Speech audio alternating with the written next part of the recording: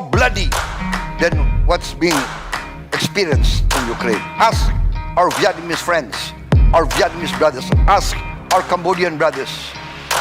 Ask them how many times they've been invaded. Ask our Vietnamese friends how many times we have been invaded. Ask Indonesians how many times we have been invaded. We know war.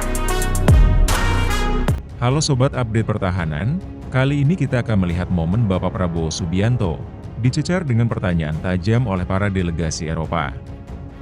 Dan, hal yang sangat mengejutkan, beliau menjawab dengan tegas. Dengan gaya elegan beliau, membuat para wakil-wakil Eropa tersebut terdiam, bungkam, dan membisu.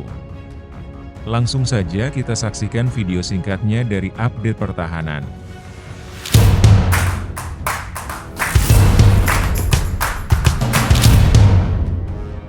Minister Prabowo, by saying we shouldn't put blame on any side of the war in Ukraine, you basically drew an equivalence between the invader, Russia, and the invaded, Ukraine. So my question to you is, does the non-aligned position in 2023 consist in encouraging aggressors?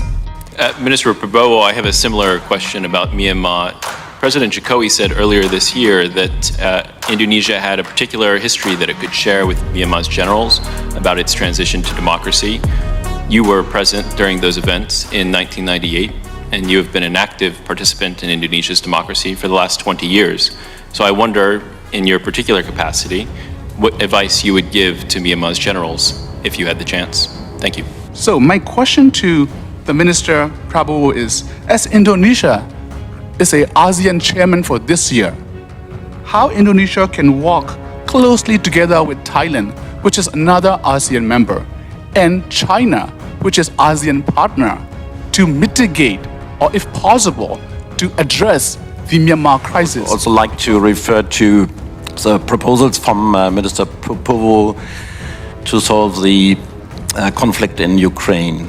I would like to ask you, Minister, why didn't you address the Russian aggression, that this was the only reason for this conflict, and that if Ukraine stops to defend itself, the sovereignty of Ukraine would be gone, and if Russia stops the war, the conflict would come to an end. And if we follow your proposals to come to a ceasefire, wouldn't this only cement a new frozen conflict in Europe? To use a proper language and to bring some clarity, saying there is no Ukrainian-Russian conflict, there is Russian invasion of Ukraine, and there are no disputed territories in Ukraine, because Ukraine only has the territory of 1991, which was established and has not changed since then, so this is the only internationally recognized borders of Ukraine. But I think there is a major illusion also that if we have a ceasefire, as it is now, we will have a decrease in atrocities.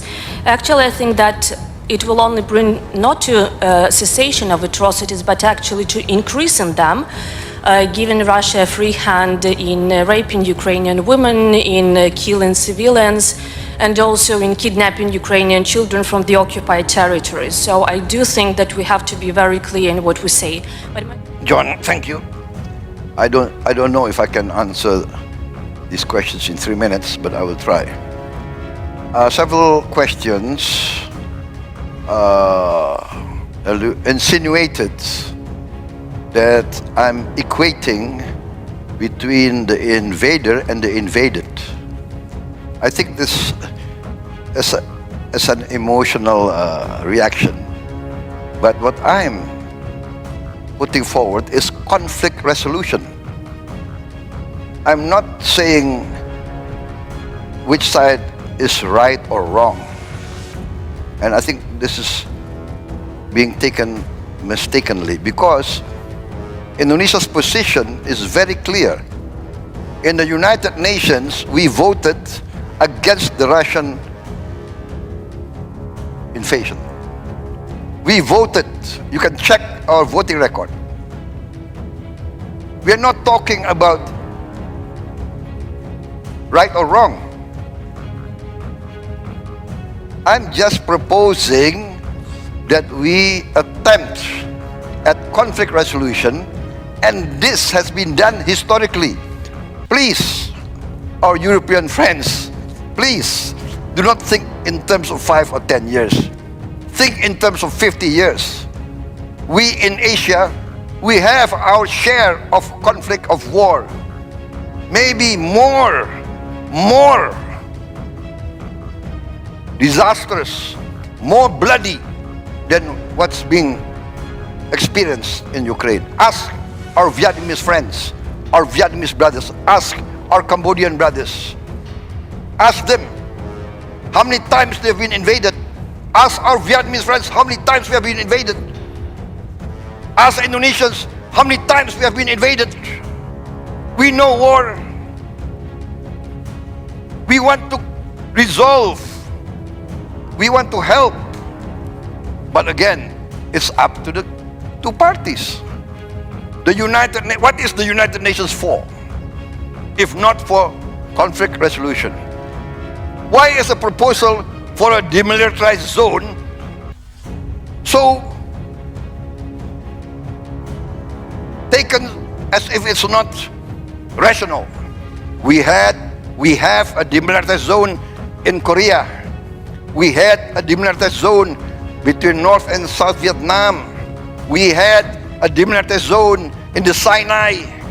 We have now United States monitoring force in many countries. There are conflicts not only in Europe. There are violations of sovereignty not only in Europe. Ask our brothers in the Middle East. Ask the Africans. Ask the people of the Democratic Republic of Congo. How many countries invaded them? There are United Nations forces in the Congo. So what I'm proposing is how we try to resolve this conflict by respecting the United Nations. That's all.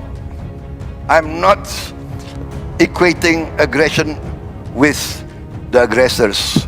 Please understand, we in this part of the world, we have been victims of aggression many times. I think that's my answer. And for Myanmar, very clear that ASEAN has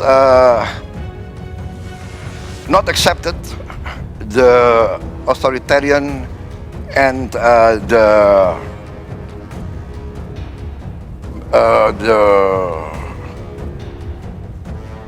activities and lethal actions of the Myanmarese military regime against their own people.